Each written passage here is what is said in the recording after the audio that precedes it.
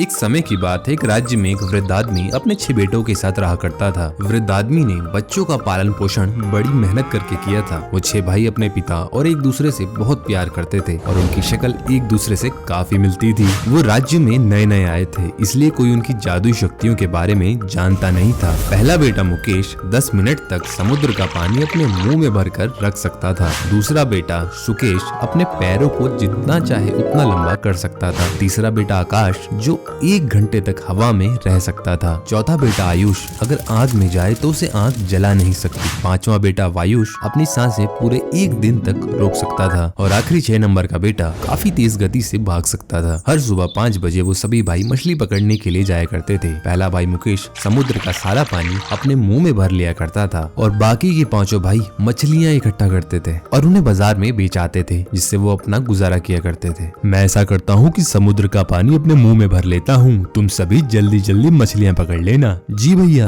अब मुकेश ने समुद्र का सारा पानी अपने मुंह में भर लिया और बाकी के 5 भाइयों ने मछलियाँ पकड़ना शुरू कर दिया। अब मुकेश ने सुकेश से कहा, सुकेश आज तुम्हारी बारी है बाजार में मछलियाँ बेच कर आने की। जब सुकेश बाजार पहुँचा तो बाकी के मछुआरों ने सुकेश से पूछा, आखिर तुम्हें रोज इतनी मछलियाँ कहाँ से मिल जाती हैं? हमें तो नहीं मिलती, तुम जरूर कोई जादू जानते हो। अरे भाइयों, हमें मिलकर इसका पता लगाना चाहिए कि इसके पास इतनी मछलियाँ कहाँ से आती हैं। सुकेश ने उन बाकी मछुआरों को गुस्से में देख उनसे एक वादा किया, कल सुबह तुम सभी 5 बजे समुद्र के किनारे आ जाना, तुम्हें भी मैं मछलियाँ पकड़वा दूंगा। मछलियाँ बेचने के बाद शाम को जब सुकेश अपने घर पहुंचा तो उसने सारी बात अपने पिता और भाइयों को बताई। अब अगली सुबह सभी मछुआरे समुद्र के किनारे पहुंच जाते हैं। अब वहाँ केवल उसका भाई मुकेश ही आता है और उन मछुआरों से कहता है, मैं 10 मिनट तक समुद्र का पानी अपने मुंह में भर लूंगा, तब तक आप सभी जितनी मछलियाँ उठा सकते हैं उठा लें, लेकिन याद रहे मैं केवल 10 मिनट तक ही पानी अपने मुंह में भरकर रख सकता हूँ। इस बात को याद रखना, अगर किसी को कुछ हुआ तो मैं उसका जिम्मेदार नहीं हूँ। फिर हम ध्यान रखेंगे और 10 मिनट में ही बाहर आ जाएंगे। मुकेश ने समुद्र का पानी अपने मुंह में भर लिया और मछुआरे अब मछलियां पकड़ने लगे। 10 मिनट के बाद मुकेश ने सभी को इशारा किया, लेकिन मछुआरे मछलियां पकड़ने में इतने व्यस्त हो गए कि उन्हें कुछ और दिखाई ही नहीं दे रहा था। इसलिए ना चाहते हुए भी मुकेश को समुद्र का पानी छोड़ना पड़ा। जैसे ही समुद्र का पानी भरने लगा, उन मछुआरों ने चिल्लाना शुरू कर दिया और मदद की गुहार लगाई, हमें बचाओ, हम डूब रहे हैं, बचाओ, अरे कोई तो बचाओ भाई। अब सभी मछुआरों की डूबकर मौत हो जाती है। इसकी खबर पूरे राज्य में फैल जाती है और मछुआरों के परिवार वाले राजा के पास जाते हैं। उन मछुआरों की मृत्यु का जिम्मेदार वो मुकेश को बताते हैं। इतने सारे लोगों की फरियाद सुनने के बाद राजा ने मुकेश को अपने दरबार में बुलाया और पूछा, क्या ये सच बात है कि तुम राज्य के मछुआरों की मौत के जिम्मेदार हो? महाराज, इस बात में थोड़ी सच्चाई तो है, लेकिन आप जैसा समझ रहे हैं वैसा बिल्कुल नहीं है, तो समझाओ हमें। दरअसल महाराज, मैं केवल 10 मिनट तक अपने मुंह में समुद्र का पानी भर कर रख सकता हूँ और इसके बारे में मैंने उन मछुआरों को बता रखा था और 10 मिनट होने के बाद मुझे अपने मुंह से पानी छोड़ना ही पड़ता है, लेकिन उनमें से किसी ने मेरी बात नहीं सुनी। अगर मैं पानी नहीं छोड़ता तो दम घुटने से मेरी जान चली जाती, इसलिए मजबूरन मुझे पानी को समुद्र में वापस छोड़ना पड़ा और इस हादसे में उन मछुआरों की जान चली गई। इसमें मेरी कोई गलती नहीं है महाराज। तुम कुछ भी कहो, पर इन सभी लोगों की मौत के जिम्मेदार तुम ही हो। इन सभी लोगों की मौत समुद्र के पानी में डूबकर मरने से हुई है, इसलिए तुम्हें भी पानी में डुबाकर मारा जाएगा। तुम्हारी जो भी अंतिम इच्छा हो तुम अभी बता सकते हो। तो ठीक है महाराज, आप मुझे जो भी सजा देंगे वो मैं स्वीकार करता हूँ, बस मैं अंतिम बार अपने पिता से मिलना चाहता हूँ। ठीक है, तुम्हारी अंतिम इच्छा जरूर पूरी होगी। अब मुकेश अपने घर पहुँचता है और सारी बात अपने पिता और भाइयों को बताता है। उसके छोटे भाई सुकेश ने कहा, आप फिक्र ना करें भैया, कल आपकी जगह मैं जाऊंगा। अब अगली सुबह सुकेश अपनी सजा के मुताबिक समुद्र के पास आता है। वहाँ राजा और प्रजा सभी दिखाई देते हैं। नदी में जाने से पहले सुकेश ने राजा से विदा ली और नदी में चला गया। सुकेश ने अपने पैर इतने लंबे कर लिए जिससे वो समुद्र में डूब ही नहीं पाया और उसने बड़ी आसानी से समुद्र को देखते ही देखते पार कर लिया। राजा ने कहा, अरे ये कैसे संभव है? ये पक्का कोई जादूगर है। राजा को अब थोड़ा क्रोध आ जाता है और उसने अपने सैनिकों को आदेश दिया कि कल मुकेश को पहाड़ी से गिराकर मार डालो और उससे पूछा कि तुम अपनी आखिरी इच्छा बताओ। महाराज, मुझे अपने पिता से मिलना है क्योंकि ये शायद मेरी आखिरी मुलाकात हो उनसे। ठीक है, तुम अपने पिता से मिल सकते हो और कल सुबह फिर तुम्हें सजा मिलेगी। सुकेश अब अपने घर पहुंचता है। अब उनमें से तीसरे नंबर का भाई आकाश कहता है, भैया कल पहाड़ से गिराने की सजा मिली है तो कल मैं जाऊंगा क्योंकि मैं 1 घंटे तक हवा में रह सकता हूँ। तुम सभी भाई एक दूसरे का ख्याल रख रहे हो, बहुत अच्छी बात है, लेकिन तुम सभी चौकन्ने रहना।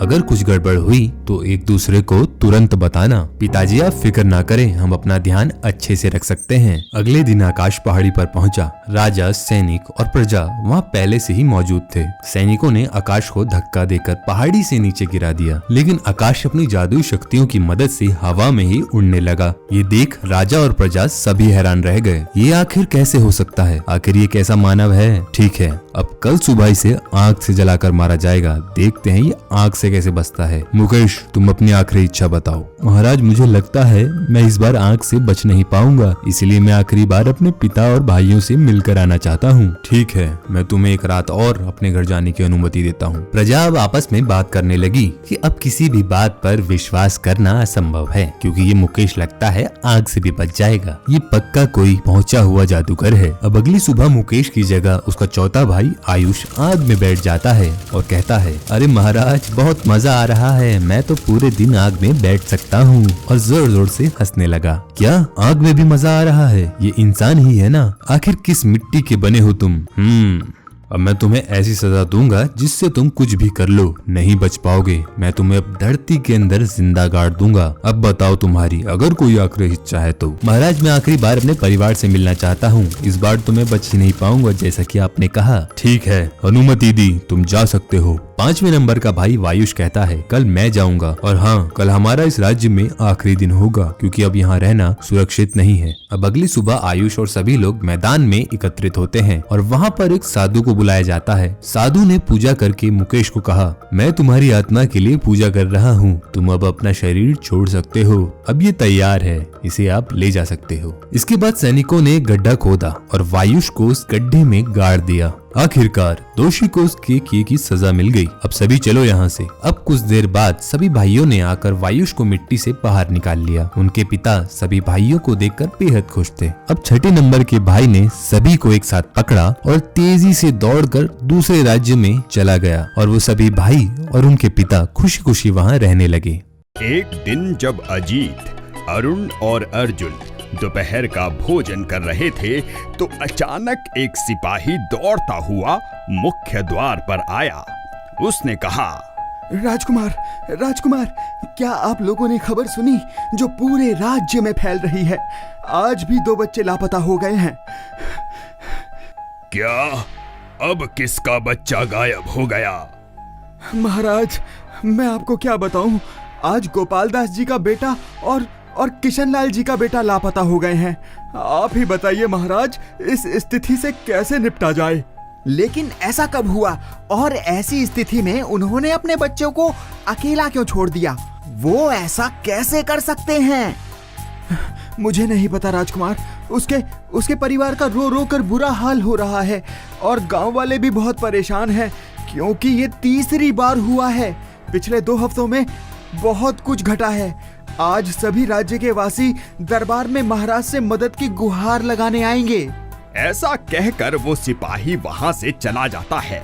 उसके जाने के बाद भी दरबार में सब चिंता में बैठे होते हैं, क्योंकि बच्चों का राज्य से बार बार गायब होना कई हफ्तों से चल रहा था।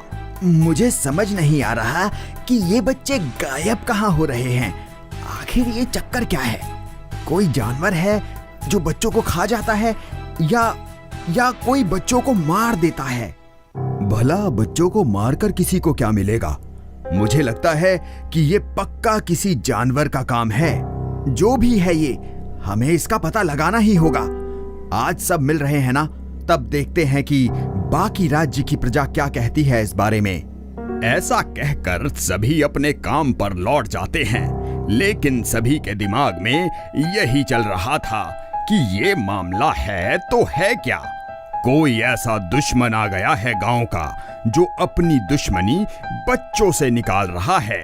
शाम हुई और सभी लोग जाने को तैयार हो गए।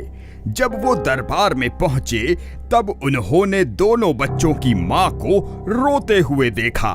तभी वहां महाराज आ गए।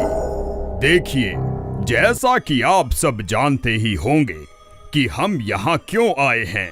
हमारे राज्य के बच्चे अचानक से गायब हो रहे हैं और अब हमें इसके बारे में कुछ करना ही होगा। तभी अरुण चुपके से अजीत के कान में कहता है, भैया पिताजी हमें आदेश क्यों नहीं दे रहे हैं? हम तीनों मिलके बच्चों को ढूंढ सकते हैं और जो इसके पीछे है उसे भी अच्छा सबक सिखा सकते हैं। हमारी शक्तियों के आगे आज तक कौन टिक सका है? तभी अजीत अरुण को चुप रहकर महाराज की बात सुनने को बोलता है। महाराज फिर कहते हैं कि वो चाहते हैं कि अब बच्चों को रात तो क्या, दिन में भी आंखों से ओझल ना होने दिया जाए। दिन में और रात में तो उनके माता पिता बच्चों के साथ ही रहेंगे, लेकिन दिन में गांव के कुछ लोग सभी बच्चों के साथ एक जगह रहें, जिससे दिन में भी उन पर नजर रखी जा सके। महाराज सबसे पूछते हैं कि क्या कोई अपनी मर्जी से खुद का नाम देना चाहता है जो बच्चों का दिन में ख्याल रखेगा। किसी के भी कुछ भी कहने से पहले वैद्य जी अपना नाम देते हैं और कहते हैं कि वो ख्याल रखेंगे। तभी दिनेश कहता है कि वो भी वैद्य जी के साथ उन सभी बच्चों पर नजर रखेगा। सब मान जाते हैं और अपने अपने घर लौट जाते हैं। अजीत और अरुण कहते हैं, जब अरुण बच्चों के साथ होगा तब हम जंगल के पास वाली जगह जाएंगे और वहां का जायजा लेंगे कि कहीं कोई जंगली जानवर तो नहीं आ गया गांव में। तभी अर्जुन कहता है, ठीक है, मैं भी राज्य में उन बच्चों के माता पिता से मिलकर आऊंगा जिनके बच्चे गायब हो गए हैं, ताकि पता तो चले कि ये बच्चे कौन कौन सी जगह से गायब हुए हैं। ऐसा कहकर सब सो जाते हैं। अगले दिन सुबह वो लोग ठीक वैसा ही करते हैं जैसा सबने तय किया था। अरुण वैद्य जी और बच्चों के साथ रहता है। वहीं दूसरी ओर अजीत और अर्जुन जंगल के आसपास के बच्चों के लापता होने के रहस्य से संबंधित कुछ सबूत खोजने की कोशिश कर रहे थे। ऐसा करते समय अरुण को कुछ अजीब सी आवाज सुनाई दी। अरे, क्या तुमने कुछ सुना? नहीं तो? वो आवाज फिर आती है जोर से, और इस बार अजीत को भी वो आवाज सुनाई देती है। वो दोनों एक दूसरे की तरफ देखते हैं और धीरे धीरे पीछे मुड़ते हैं। जैसे ही वो पीछे मुड़े, उन्होंने देखा कि एक शेर उन पर गरज रहा है। शेर ने उन पर हमला करने के लिए एक पल भी इंतजार नहीं किया। अजीत उड़ गया और उसने पीछे से शेर पर हमला कर दिया, और इस बीच अर्जुन अदृश्य हो गया और उसने शेर को पकड़ लिया। अजीत उस शेर को आग की लपटों से मारने ही वाला था, लेकिन अर्जुन ने उसे रुकने के लिए कहा और अजीत को समझाया कि हमें उसे नहीं मारना चाहिए, क्योंकि वो सिर्फ एक जानवर है और हमें उसे कोई चोट नहीं देनी चाहिए, बल्कि वापस जंगल में ले जाना चाहिए, क्योंकि यही वो जगह है जहां उस शेर को होना चाहिए। अजीत मान गया और वो शेर को वापस जंगल में ले गया। क्या आपको लगता है कि बच्चों के लापता होने का कारण शेर था? शायद वो कारण हो सकता है, लेकिन हमें यहाँ बच्चों का कोई शव नहीं दिखाई दिया, और यहाँ तक कि वो शेर भी भूखा ही लग रहा था, इसलिए मुझे ऐसा नहीं लगता। वो ना केवल भूखा लग रहा था, बल्कि वो वास्तव में भूखा था। मैंने सोचा कि आज हम निश्चित रूप से उसके रात का खाना बनने जा रहे हैं। ये कहकर दोनों हंसने लगे। दूसरी तरफ बच्चे घर पर चुपचाप बैठे बेहद सुस्त हो गए। उन्होंने अरुण से पूछा कि क्या वो घर के बाहर खेल सकते हैं। अरुण मान गया और वो सभी बाहर खेलने लगे। बच्चे जब बाहर खेल रहे थे तो अरुण उन पर नजर रखे हुए था। बच्चों को देखते देखते उसकी आंख लगने लगी, इसलिए उसने सोचा कि वो जाकर अपना चेहरा धो ले, क्योंकि उसे नींद आ रही थी। अरुण अंदर गया और अपना चेहरा धोने लगा। जब वो अपना चेहरा धो रहा था तो अचानक उसने एक आदमी के रोने की तेज आवाज सुनी। वो बाहर की ओर भागा, ये देखने के लिए कि कौन रो रहा है। एक आदमी अपने बच्चे का नाम सूरज लेते हुए बाहर रो रहा था, क्योंकि वो कहीं नहीं मिल रहा था। अरुण इतना चौंक गया था और उसे समझ नहीं आ रहा था कि कोई बच्चा चंद सेकंड में कैसे लापता हो सकता है। उसने वैद्य जी से पूछा कि वो बच्चा कहाँ है। मुझे नहीं पता, बच्चों ने मुझे बताया कि वो भूखे थे, इसलिए मैं उनके लिए कुछ खाना बनाने के लिए अंदर गया और जब मैं वापस आया तो सूरज पहले से ही गायब था। अरुण ने वैद्य जी से कहा कि बच्चों की देखभाल करें और वो सूरज की तलाश में निकल गया। अरुण उस बच्चे को इधर उधर देखने लगा और अचानक उसने देखा कि अर्जुन बेहोश होकर जमीन पर गिरा पड़ा है। अरुण वहां अर्जुन को उठाने गया, लेकिन जब वो अर्जुन के करीब गया तो उसने देखा कि सूरज वहीं बेहोश पड़ा है। उसने पहले अर्जुन को उठाया और उसके चेहरे पर कुछ पानी छिड़का।